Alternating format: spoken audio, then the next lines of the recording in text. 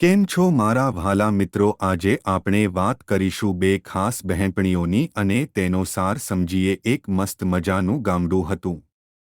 તેમાં સીતા અને ગીતા નામની બે ખાસ બહેનપણી હતી. તેઓ નાનપણથી સાથે રમતા, ફરતા, શાળાએ જતા, આમ કરતા કરતા તેઓ બંને બાળપણની મોજ માણતા.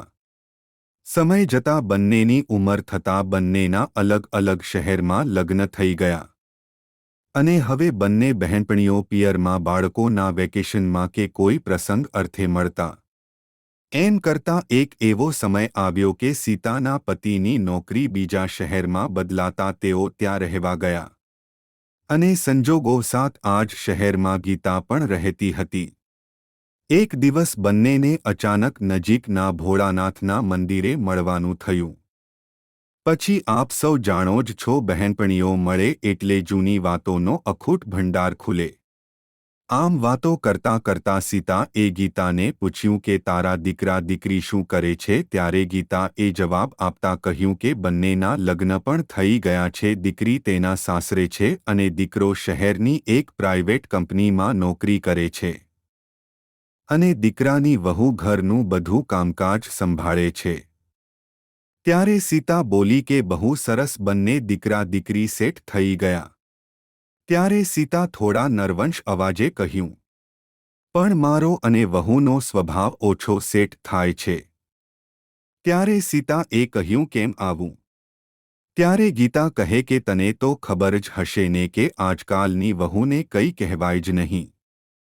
ત્યારે સીતા વચ્ચે બોલવા જાય છે ત્યાં તો ગીતા તેને અટકાવી દે છે અને પોતાના ઘરની ચર્ચા ચાલુ કરે છે. મારો દીકરો ઓફિસથી ઘરે આવે એટલે 2-3 દિવસે બહાર ચક્કર મારવા લઈ જાય, ઠંડાપીણા કરી ફરીને આવે છે, પાછી વળી બેમ્હીને એકવાર થિયેટરમાં પિક્ચર જોવા લઈ જાય, મહિને 1.5 મહિને હોટલમાં જમવા જાય, આમ કરીને વધારાના ખર્ચ કરે છે. ત્યારે સીતા બોલી, તું અને તારા પતિને ક્યાંય જાવ તો તે વાંધા ઉઠાવે છે. ત્યારે ગીતા થોડું ગુસ્સામાં, ના વાંધો શેની ઉઠાવે, હું તો મારા પતિના ખર્ચે જવું છું.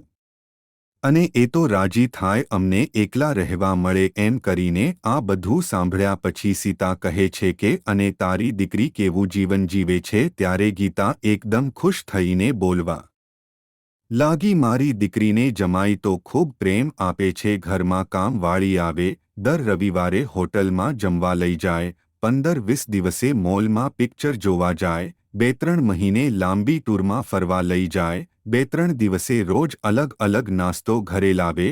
અમારે જમાઈ તો દીકરીને બહુ જ ખુશ રાખે છે. ત્યારે સીતા થોડું વિચારતાની સાથે જ કહેવા લાગી, ગીતા તને ખોટું ના લાગે તો એક વાત કહું? ત્યારે ગીતા ખુશીમાં ને ખુશીમાં બોલી, હા બોલ ને. ત્યારે સીતા એ ગીતાની આ બધી વાત જાણી તેના પર વિચારવિમર્શ કરીને અનુમાન નીકાળીને કહ્યું કે ગીતા, તારી દીકરીને જો જમાઈ આટલું બધું ખુશ રાખે અને આટલા બધા ખર્ચ કરે છે તો ખુશ છે તો જમાઈ કેટલું કમાઈ લે છે? ત્યારે ગીતા બોલી, મહિને 45,000 પગાર છે.